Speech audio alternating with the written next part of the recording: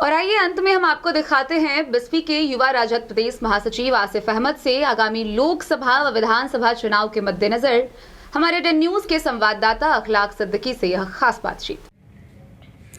नमस्कार, Dane news में आप तमाम दर्शकों का स्वागत है और मैं हूं अखलाक सिद्दीकी। और आज हमारी मुलाकात हुई है युवा राजद के प्रदेश महासचिव और राज्यसभा सांसद डॉक्टर फैयाज अहमद के पुत्र आसिफ अहमद से। आसिफ अहमद राजद के संभावित बिस्पी विधानसभा के राजद के प्रत्याशी हैं। अपनी ओर से लगातार मेहनत कर रहे हैं, लगातार क्षेत्र में भ्रमण हो रहा है। 10 विधानसभा में बिस्पी एक ऐसा विधानसभा है जहां से फैयाज साहब दो बार बिस्पी का नेतृत्व राजद के टिकट पर किए हैं। इस बार फैयाज साहब अपने पुत्र आसिफ अहमद को मैदान में उतारे हैं। संभव है कि पार्टी इनको टिकट देगी और ये चुनाव लड़ेंगे। जिस हिसाब से बिस्पी का माहौल है उस हिसाब से लग रहा है कि इस बार जो लड़ाई होगी वो कांटे की लड़ाई होगी। एक तरफ होगा इंडिया गठबंधन और दूसरे तरफ होगा एनडीए गठबंधन।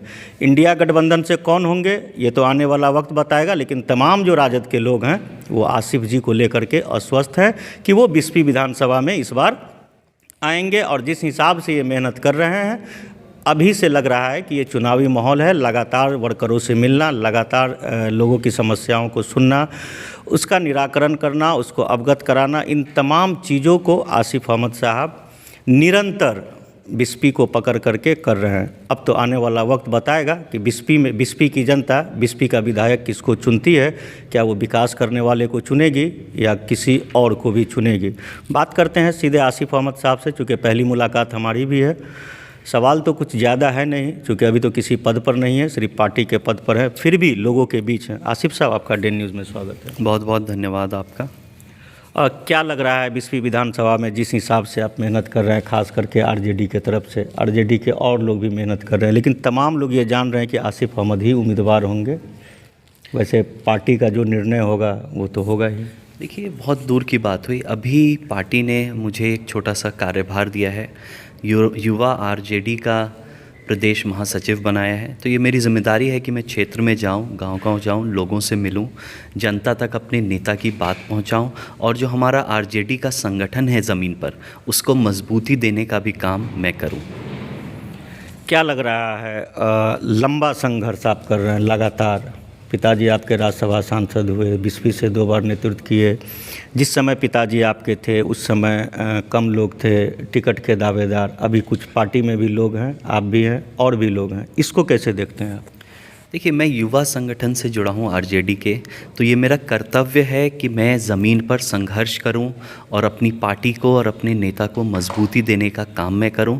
और युवा संगठन की यही जिम्मेदारी भी है, क्योंकि युवाओं में ही एनर्जी है, शक्ति है, और ये हमारी जिम्मेदारी है, हमारा कर्तव्य है कि हम ज़मीन पर उतरें और जी तोड़ मेहनत करें अपनी पार्टी को और नेता को मजबूती देने के लिए। बिस्पी के विकास को लेकर के क्या कुछ सोच रखते हैं? चूँकि आप नौजवान हैं, पढ़े लिखे हैं, तमाम जगह जो है डेवलपमेंट का काम हो रहा है। अभी तो खैर आप लोग के विधायक वहाँ हैं नहीं। उस हिसाब से क्या लग रहा है कि बिस्पी को कहाँ जाना चाहिए? एक डिग्री कॉलेज नहीं है, लोगों की डिमांड भी है, आप नौजवान भी हैं और जो स्टूडेंट हैं उनके लिए क्या मैसेज होगा? देखिए, जो आपने डिग्री कॉलेज की बात मेंशन की, बिल्कुल सही कहना है आपका।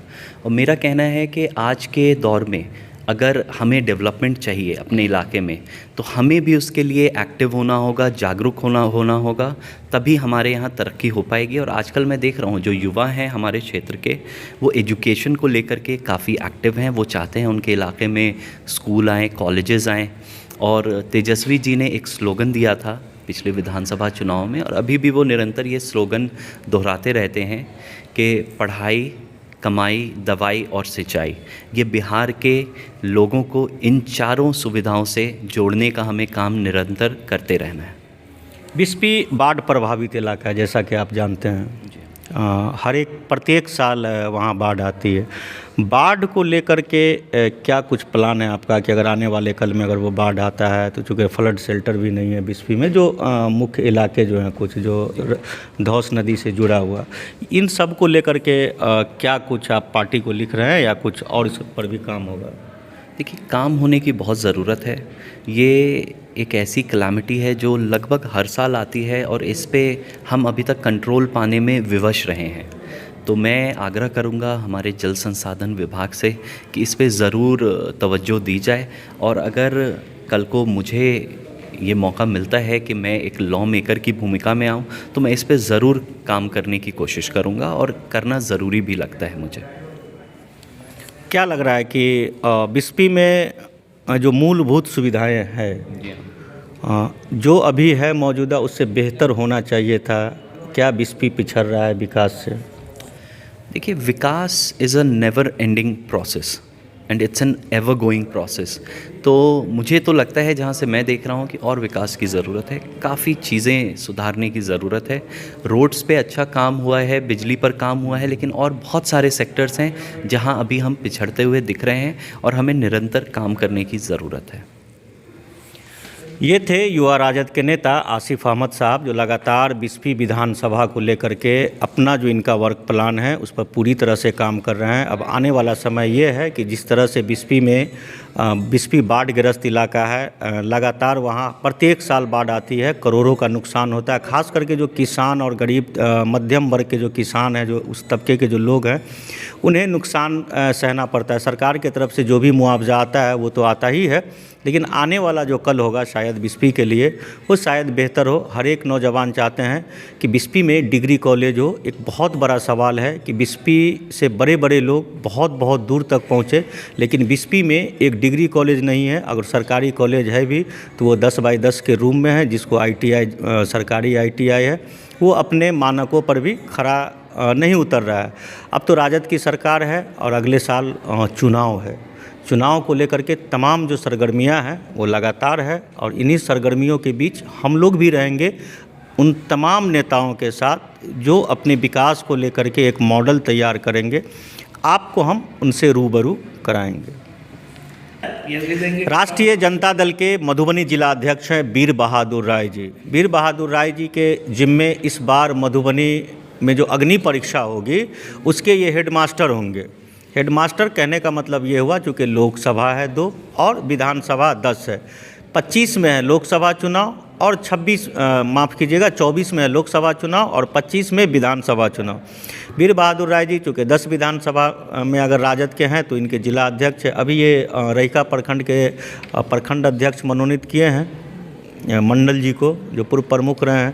पहले हम इनसे जानेंगे कि राजद की मजबूती को लेकर के क्या MY समीकरण से बाहर, या तेजस्वी जी जो कह रहे हैं A to Z की पार्टी, या जिस जनगणना की बात पर लगातार मतलब कही जा रही है उस मुताबिक पार्टी को लेकर आप लोग चल रहे हैं, या आला कमान जो कर रहे हैं वो कर रहे हैं? सबसे पहले बहुत बहुत आपको धन्यवाद। ये जो जातीय गणना महागठबंधन सरकार के द्वारा किया गया है, ये बहुत बड़ा ऐतिहासिक काम हुआ है पूरे भारतवर्ष में। वो तो उस मुताबिक काम हो रहा है कि नहीं धरती पर? तो कहने दीजिए, ये काम हुआ है जातीय गणना। इससे सरकार को यह जानने में सहूलियत होगी कि कौन जाति कितने हैं, उनकी क्या आर्थिक स्थिति है, उसका कैसे हम सुधार कर सकते हैं। अध्यक्ष जी, आपका तो अग्नि परीक्षा है, अभी आप अध्यक्ष बने हैं, अगले साल चुनाव है लोकसभा का, उसके बाद फिर विधानसभा का, क्या कुछ तैयारियां हैं?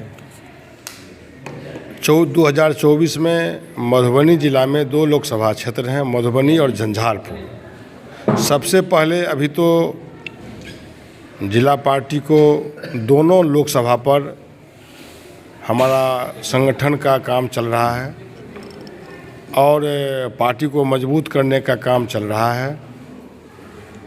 और अभी ये फैसला नहीं हुआ है कि मधुबनी में 2 लोकसभा सीट हैं, इसमें कौन सीट पर कौन महागठबंधन के उम्मीदवार लड़ेंगे, ये नेतृत्व के द्वारा फैसला होगा, तब इसके संबंध में बता सकते हैं, आप सभी जान जाएंगे।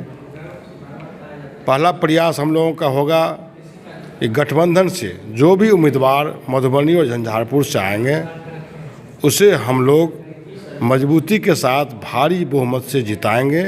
और मुझे विश्वास भी है कि जिला के दोनों लोकसभा सीट महागठबंधन के उम्मीदवार जो होंगे निश्चित तौर पर वह जीतेंगे। एक सवाल है आपसे, मधुबनी लोकसभा क्षेत्र मतलब जो सीट है आप लगातार 3 बार से लूज कर रहे हैं। आपको नहीं लगता कि बाहर से जो लोग आ रहे हैं उसको लेकर के असंतोष है पार्टी में, जो पार्टी वर्कर उसको नहीं कर पा रहे हैं, और लोग बाहर से आए, यहाँ नॉमिनेशन किया और वापस चले गए, फिर 14 में गए, फिर 24 में आए, फिर 24 में आएंगे, फिर उसके बाद 29 में आएंगे। ज़िले में तो नेता है अध्यक्ष जी, उसको क्यों नहीं उम्मीदवार बनाया जा रहा? देखिए, ये पार्टी नेतृत्व का जो फैसला होगा उसे पार्टी के सभी कार्यकर्ता, सभी समर्थक उसे स्वीकार करेंगे। ये ऐसी कोई बात नहीं होती है जो बिहार के, ऐसा है कि लोकसभा चुनाव में देश के किसी कोने से आप कहीं से लड़ सकते हैं। ऐसा कोई संविधान में ऐसा बात नहीं है कि आप नहीं लड़ सकते। भारतवर्ष का नागरिक होना चाहिए, तो ये कोई ऐसा प्रश्न नहीं हुआ। लोग कहते हैं तो लोग विरोधी हैं, जो विरोधी का तो काम है कुछ न कुछ। देखिए, पार्टी में ऐसी कोई बात नहीं है, वो जहाँ तहाँ ऐसी बात होती है, लेकिन ऐसी बात नहीं है। ये आपको कोई बोल दिए होंगे अलग बात है, लेकिन पार्टी में इस तरह का कोई बात नहीं है। जो पार्टी के नेतृत्व जो फैसला करेंगे सभी उसे स्वीकार करेंगे। लोकसभा मधुबनी के उम्मीदवार को लेकर के वीर बहादुर राय जी का साफ तौर से कहना है कि अभी किसी भी उम्मीदवार का नाम राजद के द्वारा तय नहीं किया गया है। पार्टी नेतृत्व जिस किसी को भी सौंपेगी ये जिम्मेदारी, वो मधुबनी लोकसभा से पार्टी के उम्मीदवार होंगे। परिणाम क्या होगा ये तो आने वाला समय बताएगा, लेकिन पार्टी में कुछ लोगों के आ जाने से भी असंतोष की स्थिति बनी हुई है। राजद इसको कैसे निपटेगी या इंडिया गठबंधन इसको कैसे निपटेगी, ये आने वाला कल बताएगा। अपने सहयोगी नीतीश कुमार झा के साथ मैं अखलाक सिद्दीकी, डेन न्यूज़, मधुबनी।